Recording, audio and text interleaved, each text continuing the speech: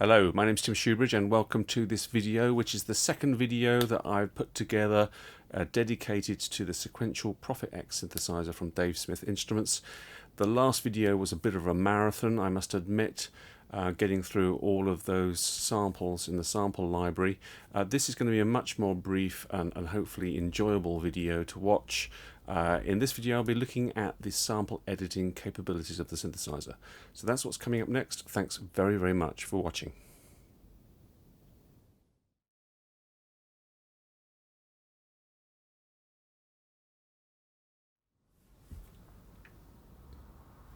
Alright, before we get on to actual sample manipulation techniques, let's just look at selecting a sample that we want to manipulate. I've got here the ambience category. I've got one of the instruments called Organic Ambiences C. Now, this is like all the other instruments in the ambiences category. It's a collection of one-shot samples spread across the keyboard.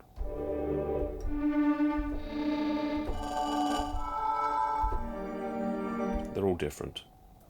But what we can do is select one, like that one, and if I press this button here called Sample Stretch, now that one single sample is chromatically stretched across the keyboard.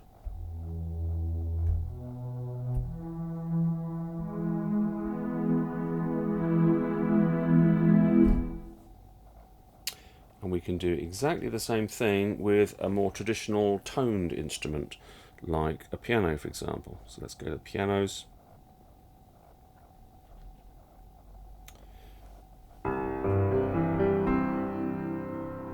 I can take a low note, sample stretch it, or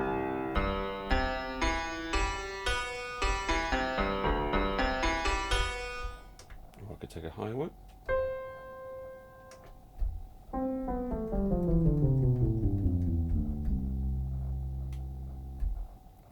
Now, some instruments have a sample per key. Some instruments they are stretched across little regions across the keyboard, and some instruments have multiple samples per key.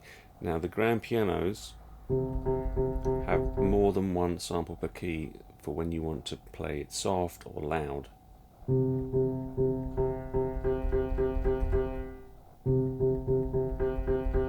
There's at least 2 samples per key. Maybe there might even be 3, but I think it's 2.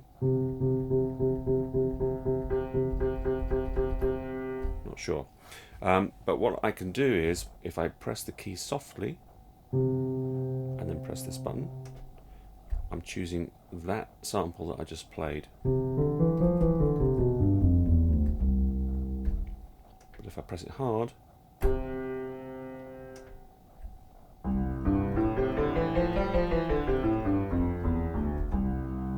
I choose the hard one.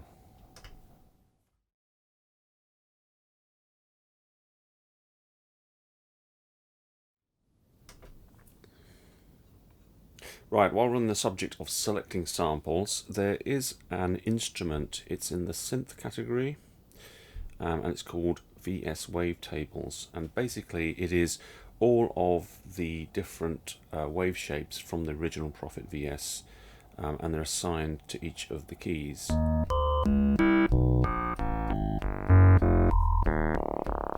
think there's about 92 of them, and again, what you can do, select one of them, sample stretch,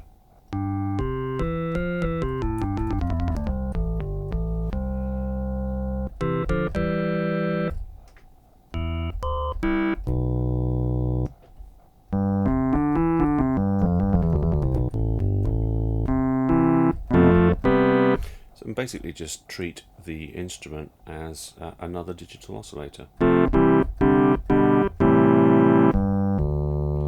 Let's change the filter slightly.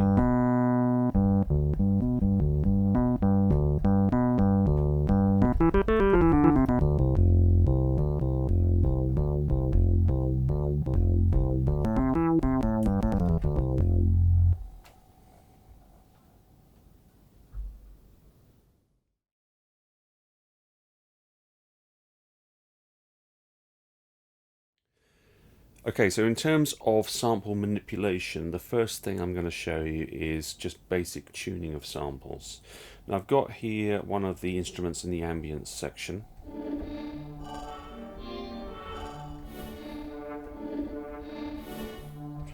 They sound sort of similarly pitched, but they're not all the same pitch. If I choose this one, for example, let's loop that.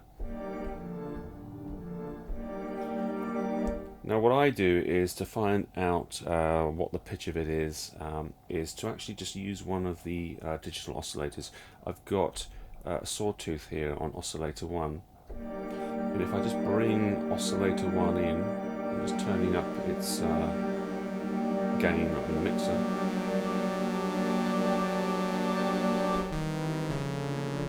You can hear that they're not the same pitch. So what we can do is we can change the pitch of the sample. When I press the instrument button here, there's a whole sort of like set of different options available to me. There's different menus under instrument tune, instrument miscellaneous, instrument loop, instrument edit, etc. Now on the first one here, there is a frequency, and I can change the frequency of the sample.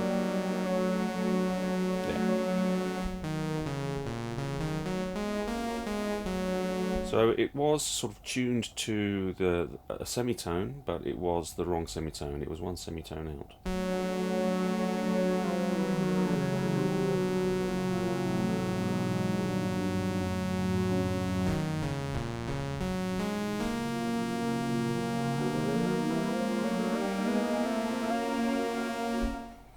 Let's choose a different. Just turn down the oscillator and let's choose a different sample. Let's choose that one. Loop it. Let's turn up the oscillator 1.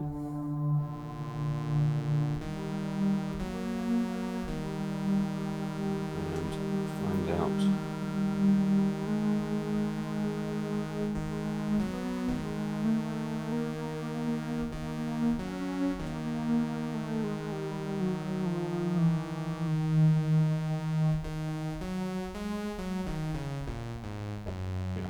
was 4 semitones out.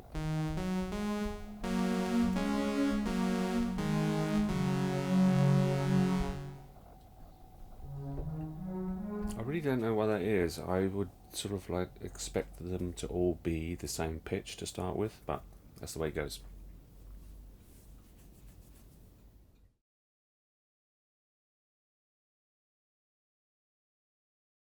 Right, and let's now talk about sample looping.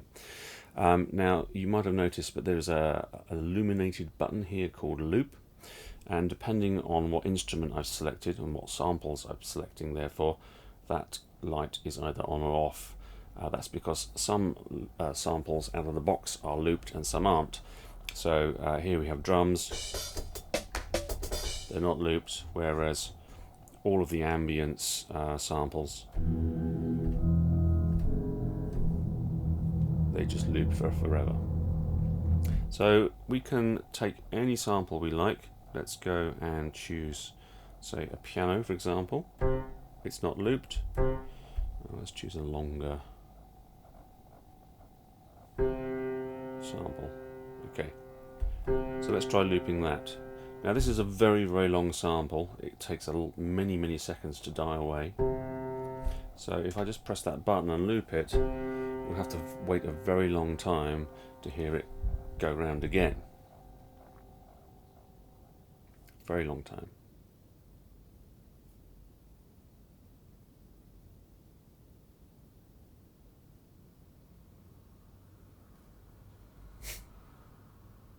It wasn't worth it, was it? Okay.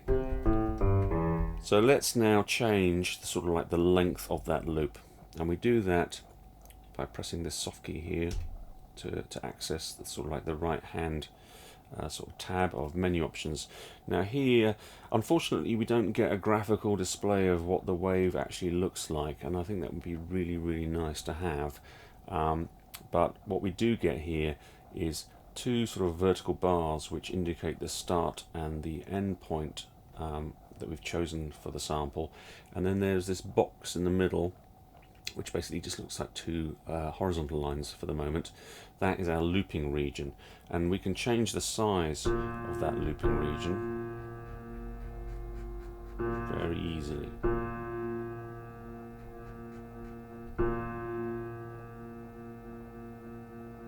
Like that. So now when I press a key, it starts from the very start of the sample, but as soon as it reaches the looping region, it's going to loop round until I release the key, and then it'll finish the rest of the sample.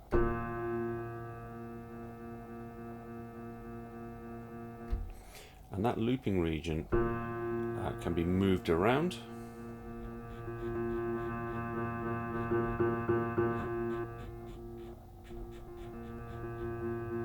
And can be really quite small.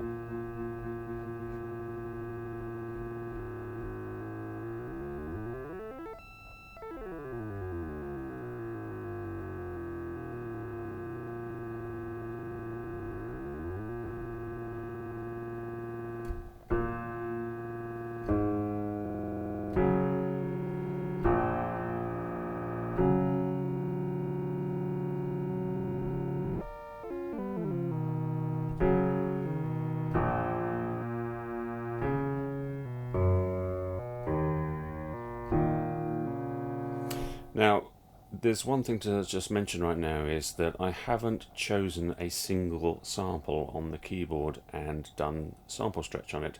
So with the piano, we're listening to different samples underneath each of these keys.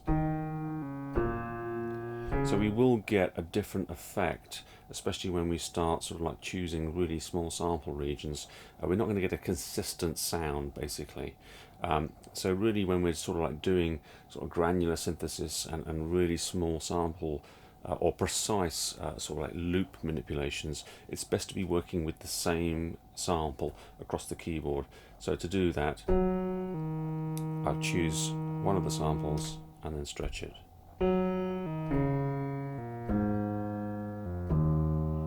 And I'll get a more consistent, well, I will get a consistent sound. So let's move the start point so that we don't have to wait so long to hit that loop region.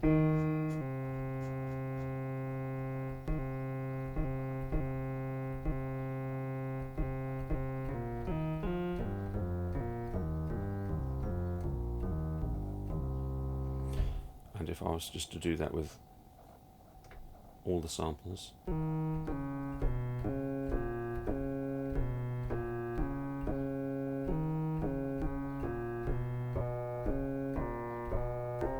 See, with such a short looped region, the sound is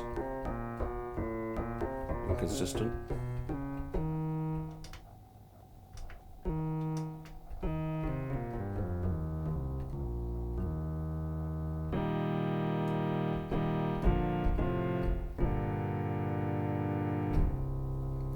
Now, one thing to mention while we're talking about looping is you'll notice as I make the loop region really small that the pitch changes.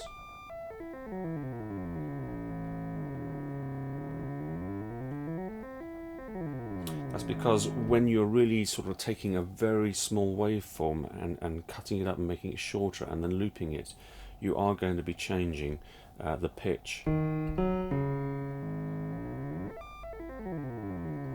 Now there's a way to control that, and that's with this third soft button here.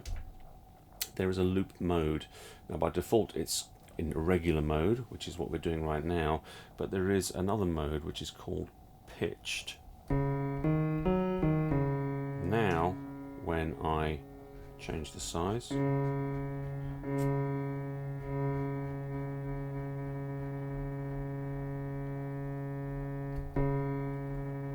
no matter how tiny I make that loop region, the pitch stays the same, and it's doing that because it knows the root pitch of the sample and it's making sure that the size of the loop region is always a multiple of the root pitch size of the waveform.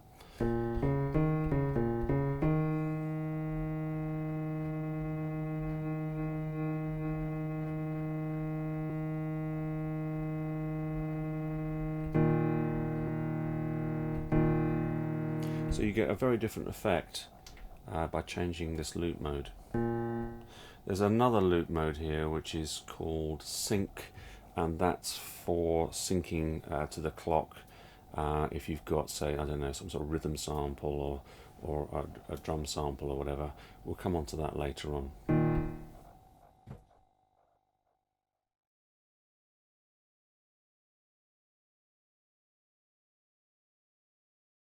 So just to demonstrate that loop mode change again in terms of its effect on pitch, I've got selected here a voice sample.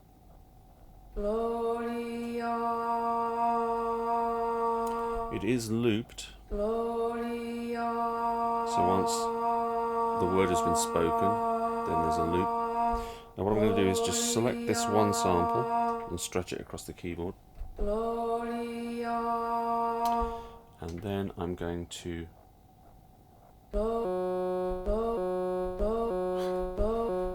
put my edit in, and my edit is that I have moved the start point in a little bit, and I've got a really very small loop region here.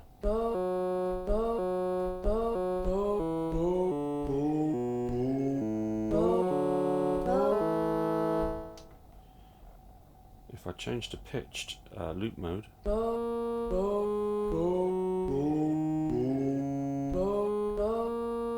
see how the pitch is maintained. Regular.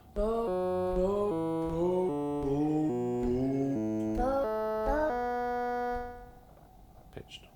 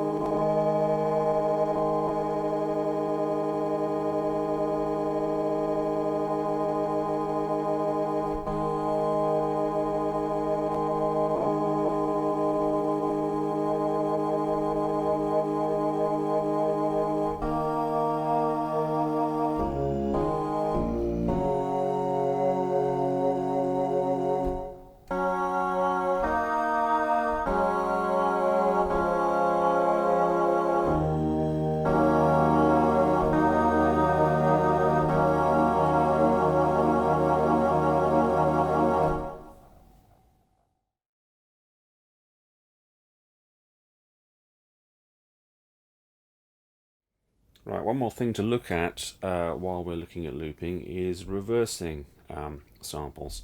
Just like we've got a loop button, we've got a reverse button. So here I've got a percussion tonal category. Listen to a copper phone muted. It's not looped, but let's try reversing it.